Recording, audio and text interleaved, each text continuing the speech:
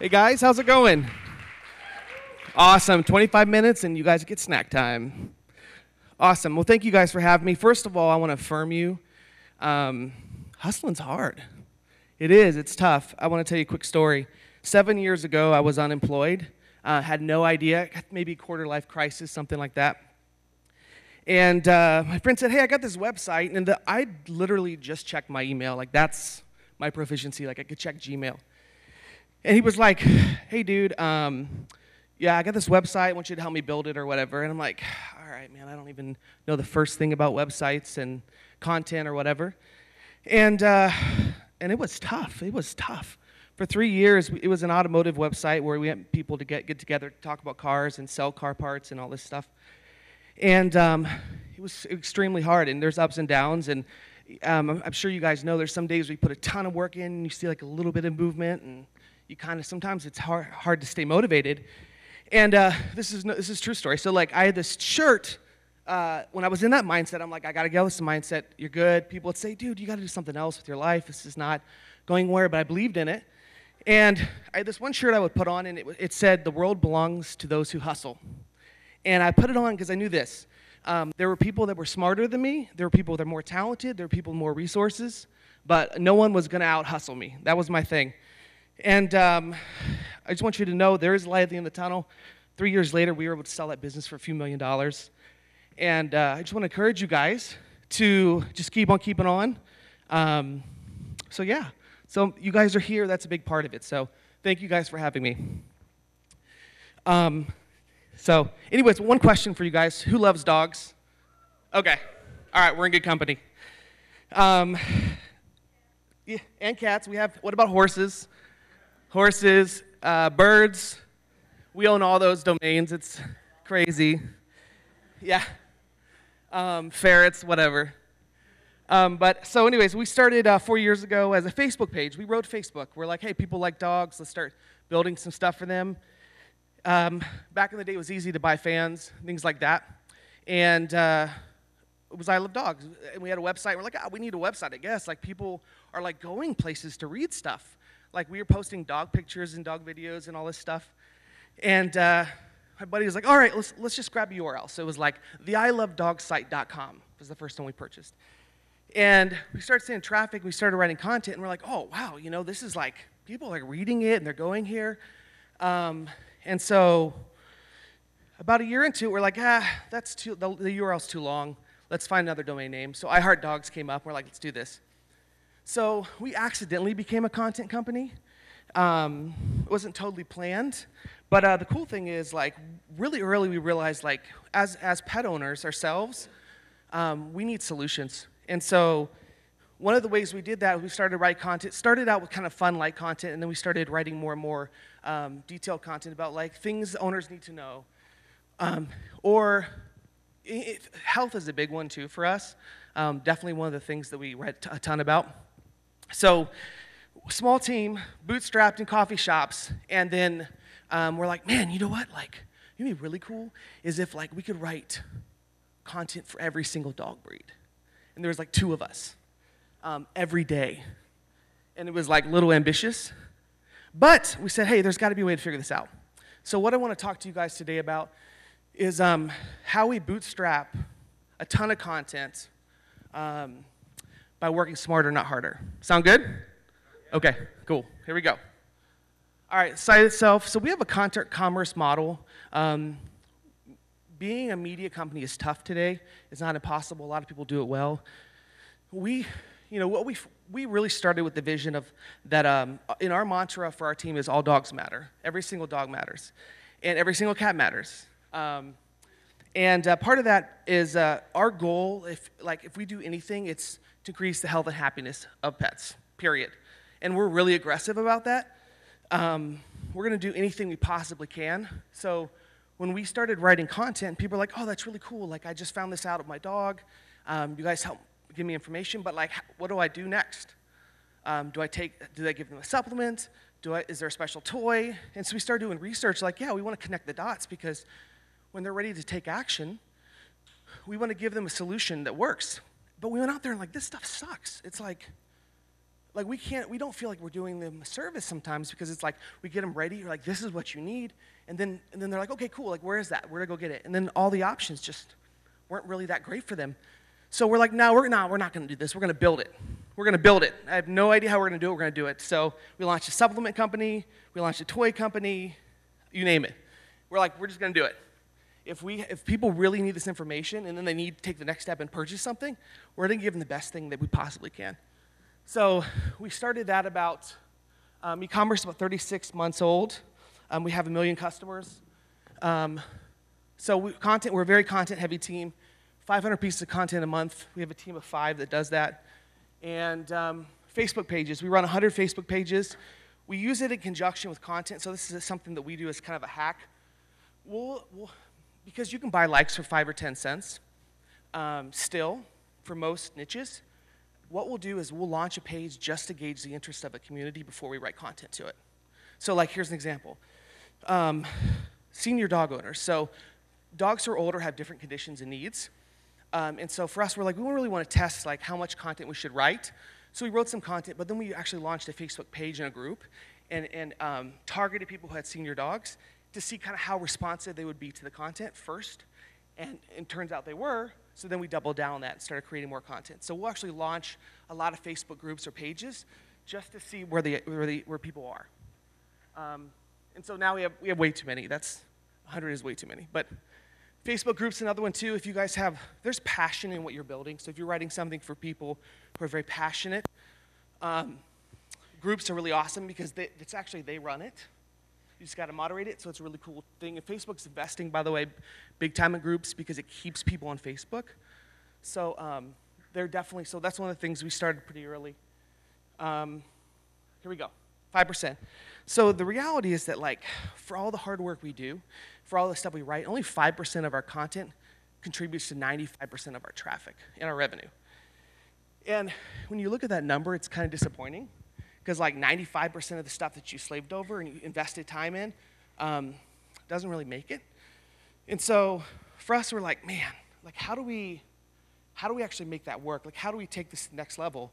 Because if we're just writing 100 pieces to have 5 work, that's expensive. We don't have any money. And we have a limited amount of team, bandwidth, things like that. So we're like, all right, we're going to hack this model. And I'm going to get into how we do that here in a minute. But so there's 3 things. When we looked at all the content, the 5% of content that does the best, there's 3 things we found out is true. One is it's hyper-relevant. The best content's hyper-relevant. And what I mean by hyper-relevant is it is extremely specific to the people that you want to talk to. So there's general content. So like in the dog world, we could write, and some of this does well. It could be like it could be like something your dog needs to know about their allergies or something, right? But if we put in there, 3 things you need to know as a Great Dane owner about your senior Great Dane, it's a lot more hyper-relevant. Hyper-relevancy is everything for us. So the best content we have that performs is really, really targeted to the audience we're looking for. It's not general. It tends to be hyper-relevant. The other thing is there's a lot of the value-driven reciprocity. What I mean by this is like it's really got to create value. The Hustle does this great. Like when I get that newsletter, I feel like it was for me, and there's so much value created. And there's something that happens when we're given value. I don't know if you guys have ever seen like that experiment at Starbucks where like the person in line buys the person behind them a drink, and then there's this loop that happens where people just keep buying each other drinks. It's like, oh, okay, I'll buy this. We're created internally. We're wired to reciprocate value. So for us, if we can add enough value to them, then we can get them to reciprocate it. And a lot of times that's in the form of maybe even, we do this with email. So like if you give enough value and you say, hey, give me your email, I'll give you some more stuff. That's one way. For products, it's a lot harder, but that's really the world we live in. Is like we want to create so much value for them that they're like, all right, they have my back. They're going to help me out. And I think the other thing that's really, for us, is I think really important, especially when it comes to content, because I think this is lost sometimes, is like it's got to have there's got to be a clear intent behind it. Like we just don't have time, money, capital to write content just to write content or just to fill a slot or just to push out. Like it's got to have a purpose. So all of our content, before it can go out, we look at it like, okay, what's the point of this? Like, really, what's the point? Is education great? Now, what are we educating them towards, and how are we going to help them connect those dots? Okay, so there's a lot of stuff going to show up here, but this is how we traffic hack a lot of content that's hyper-relevant. So you guys will follow me in this one. All right, so because 5% of our content creates 95% of our traffic and revenue, a lot of times we're wrong when we're trying to guess like what actually is going to work or what's the best solution. So we kind of follow this model. So we write one really good piece of content and we feel like it's good, that we feel like is relevant to a lot of people, okay? And then we're going to buy traffic. Now, when I say buy traffic, I think that's a loaded word. What I mean really is if we use Facebook, we'll promote it to people who we feel like are potential readers, right? To get a baseline pretty quickly. So we'll write it, and generally you'll get some kind of instant response. In a few hours, you'll see that people are really clicking to it at higher frequency than other content, and that's usually our baseline. But then here's what we do. Rather than just having that piece, we'll take that piece, right? We'll create 5 versions of that piece. And then we're going to change the headlines, and we'll actually maybe even change the content, usually the first paragraph, to see how we can make it even more relevant to people in that segment. So an example would be if it's a general dog piece, the next one we're going to take the same content. We're not going to rewrite it. We're going to actually tweak it a little bit, and we're going to have 5 pieces of content that are hyper-relevant to different audiences or different groups from the same general piece of content that clicked. And we actually do that over and over and over and over to the extent where we'll have one piece of content that does well, meaning it hits the right audience, it creates enough value, it gains enough traffic. Like that article may spawn 100 pieces of content, but every single piece is different and it's unique. A lot of the general content tends to be similar, but we'll make it really specific for the audience that we're actually targeting. So what we end up with is a lot of really great pieces of hyper-relevant content, and we didn't have to create every single one from scratch. And so for us, that works really, really well, especially with Facebook, because you can make it hyper-relevant and then target the right audience. And then the other part of it that we use is for email opt-ins. We'll create email opt-ins just for that audience, too. So you have a general piece that you create hyper-relevant pieces with, and then you create an email opt-in for that hyper-relevant audience, if that makes sense. So then you really know who people are, and it's kind of like fishing in a way, right? Like it's like a lure. It's like you're getting people in and you're figuring out really who they are and what their values are and what they're looking for, not just at a general level, but at a really local level. And for us, that information is super valuable, especially when you're trying to offer solutions for them. Let's see. And so the 2 things, I think this was brought up before. So the key is to add, when you're creating hyper-relevant content or content that's variations, you want to use keywords that will pull that audience specifically in, stuff that they're interested in. And so it's not like you want to just copy it verbatim. You want to make it personal to that audience, like the words that they would use, the words that appeal to them, and then relevant images. So you want to make sure the images you're using are relevant for the audience that you're trying to target. Does that all make sense so far? Good? Okay. All right, so here's an example. Like we're in the pet, so it's, I think this actually works for a lot of different, but this is an example of one thing we'll do. So basically 5 natural allergy remedies for dogs, right? We want to figure out people have problems with this. Turns out they have a lot of problems with that. And so then we go, okay, let's see how much deeper this goes. So we'll create 3 variations. And we'll make it specific. So German Shepherds, Boxers, and Labs, right? And out of that we found, wow, this breed specifically has a lot of allergy problems. There's a lot of readership and interest around it. So then we're going to create another version that takes that hyper-relevancy and then just actually magnifies it. So the next one we would try is allergy remedies for senior boxers with skin irritation or versions like that. So we'll use versioning as a way to take a good piece of content to extrapolate more people out of the infrastructure, Facebook, organic, whatever, to readership. And the idea is this. What we do is we're going to offer them hard solutions. So like we're going to offer them supplements. We're going to offer them maybe there's a ebook or something on whatever we're going to do. We use this as actually a way to build that product. So if we have enough, and we had enough people say like, I really have allergy problems. My dogs have allergies. I don't know what to do. So through all of that, through learning a lot of that, we actually started building supplements. And now we have some of the best supplements on the market. And that all came from versions of content. And it just basically informed us into what really people are looking for.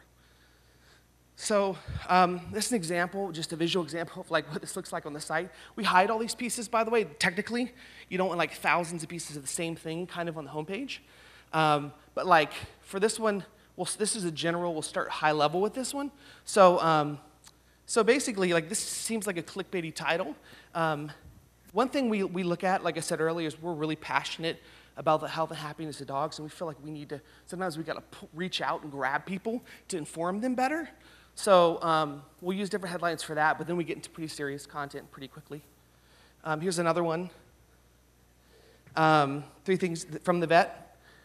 So we'll put this out, and for us, what we've learned about communities online or in content in general is that people are more and more looking for more relevant solutions for themselves. And I think that the future of the internet is going to be hyper communities of people that are really looking for specific things like the hustle, right? So for us, it's about getting those people in that funnel, finding them in the internet, and then pinging them. And so the idea of this content, there's actually creates a ton of data for us. And here's an example real quick of just a few versions that we did that have done over $1 million revenue in the past 6 months. Okay. So just to give you guys an idea of like where versions fall, so you're just testing tons of content, right? You're testing tons of content, and then you're going to find some who are just going to win for you. But it allows you to do that in more of a scalable way rather than writing 100 pieces of content from scratch. Big data is big business. So this is the really neat thing. So when we write content that's specific, so say we write a German Shepherd, we're going to pixel that user from Facebook. We're going to know that they're a German Shepherd owner. Because like you don't go read about German Shepherds unless you have one, right? So we write content that brings in people that we want to identify with. Then what we do is we're going to retarget them. And we're also going to, if we grab emails on that page, it'll be about German Shepherd. We'll actually segment that. Then we're going to retarget them for the similar stuff. So like all these variations allow us to create a lot of data points in regards to content, and then we can use that to make informed decisions. So the way we do that, again, retargeting. So offers specialized emails and things like that. So these variations, these hyper-targeted variations allow us to grab relevant emails for different things. We use the analytics demo data to better understand how to communicate.